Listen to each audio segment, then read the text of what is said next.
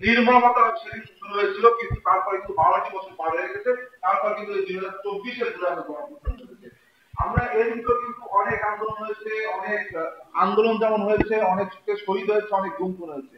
আমরা হাজার জায়গায় হাজার ধরনের প্রতিবাদ করেছি, কিন্তু আমরা কিন্তু কোনোভাবেই এই ফ্যাসিস্টের পতন ঘটাতে পারিনি। এই ফ্যাসিস্ট পতনের ঘটনা আজকে আমরা অনেকেই কেড়িয়েছি। আজকে আমরা বলি আমি মাস্টার মাইন্ড, অমুকে মাস্টার মাইন্ড, অমুকে তমুক করেছে। কিন্তু আমার বিশ্বাস আল্লাহ রাব্বুল আলামিনের অশেষ কুদরতেই এই ফ্যাসিস্টের কিন্তু পতন হয়েছে। এই ছাড়া অন্য কোনো, হ্যাঁ অনেকেই আমরা উছিলা, কিন্তু আল্লাহ রাব্বুল আলামিনের আদেশ ছাড়া, নির্দেশ ছাড়া, কুদরতি ছাড়া কিন্তু এই ফ্যাসিজমের পতন আমরা কেউই ঘটাতে সক্ষম হয়েছিলাম না। আরেকটি বিষয় আপনারা দেখুন, আপনারা এখানে আছেন যারা অনেকেই কওমি মাদ্রাসার শিক্ষার্থী আছেন।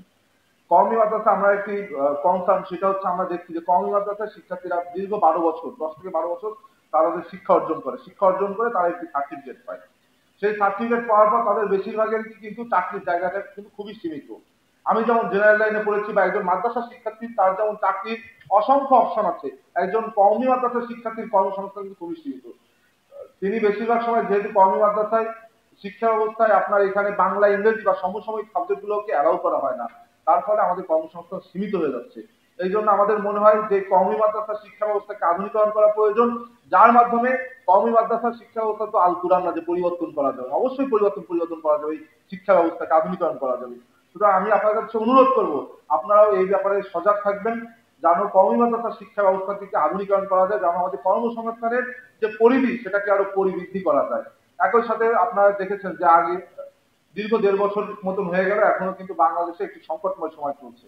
আমরা এখনো জাতীয় নির্বাচনকে সামনে রেখে বিভিন্ন মতবাদের কিন্তু আমরা অবতারণা করছি। আমরা কেউ বলছি পিআর প্রয়োজন, আমরা কেউ বলছি বিভিন্ন গণভোট প্রয়োজন, আমরা কেউ বলছি সংস্কার প্রয়োজন। কিন্তু আপনি দেখুন, আমরা যত এগুলোকে নিয়ে প্রলম্বিত করছি, ততই কিন্তু আমাদের একটি প্রতিবেশী রাষ্ট্র, তারা কিন্তু এই নির্বাচনকে ভালোভাবে নেয়নি। তারা কিন্তু বাংলাদেশের যে গণ অভ্যুত্থান হয়েছে সেই গণ অভ্যুত্থানকে ভালোভাবে নেয়নি। সর্বদা সর্বক্ষণ কিন্তু বাংলাদেশকে অস্থিতিশীল করার জন্য একটি রাষ্ট্র লেগে পড়ে উঠেছে। এবং আপনি দেখুন যে আমরা যে ফ্যাসিস্টকে পালালাম, বিতাড়িত করলাম, সেই ফ্যাসিস্টও কিন্তু বিভিন্ন সময় বাংলাদেশের সংকটের অবতারণা করছে। এই জন্য আমরা মনে করি বাংলাদেশে একটি স্থিতিশীল সরকারের প্রয়োজন। তার জন্য বাংলাদেশে জাতীয় নির্বাচন প্রয়োজন। বাংলাদেশে প্রচলিত ধারায় জাতীয় নির্বাচন হয়, সেই জাতীয় নির্বাচনের মাধ্যমে আমরা যদি একটি জবাবদিহিমূলক সরকার আনতে পারি, সেই ক্ষেত্রে কিন্তু আমাদের ইঞ্জিনিয়ার সাহেব প্রথমে অনেকগুলো কথা বলেছেন, অনেক আইনের পরিবর্তন চেয়েছেন, অনেক আইনের অবলোপ করতে চেয়েছেন। এগুলো আজ কারা করবে? এই অন্তর্বর্তীকালীন সরকার কি করতে সক্ষম? সামান্য ঐক্যমত কমিশনে, এখানে অনেকেই হয়তো ঐক্যমত কমিশনে, যারা ঐক্যমত কমিশনের আলী রিয়াজ সাহেব, উনাকে কেউ যদি বলে যে আপনি একটা মতামত দিন, উনি বলে আপনারা মিলেই সিদ্ধান্ত দিন। এই হচ্ছে অন্তর্বর্তীকালীন সরকার অবস্থা। সেই অন্তর্বর্তীকালীন সরকার আপনার কিভাবে এই সকল আইন অবলোপ করবে? অবশ্যই এই সকল আইন অবলোপ করতে হলে একটি জাতীয় সংসদ নির্বাচনের প্রয়োজন আছে, যার মাধ্যমে আমরা একটি জবাবদিহিমূলক সরকার পাবো। আপনার, হ্যাঁ, এখানে আমরা আমরা আমাদের অনেক ধরনের চাহিদা থাকতে পারে, যে আমরা কেউ পিআর চাই, আমরা কেউ গণভোট চাই, আমরা কেউ বিভিন্ন ধরনের মতবাদ আমাদের থাকতে পারে, কিন্তু সেটা কিন্তু আমি আপনি দূর থেকে বললেই হবে না। এটা আমরা প্রথমে একটি নির্বাচিত সরকারের কাছে আমাদের ক্ষমতা হস্তান্তর করতে হবে, জবাবদিহিমূলক সরকারের কাছে ক্ষমতা হস্তান্তর করতে হবে।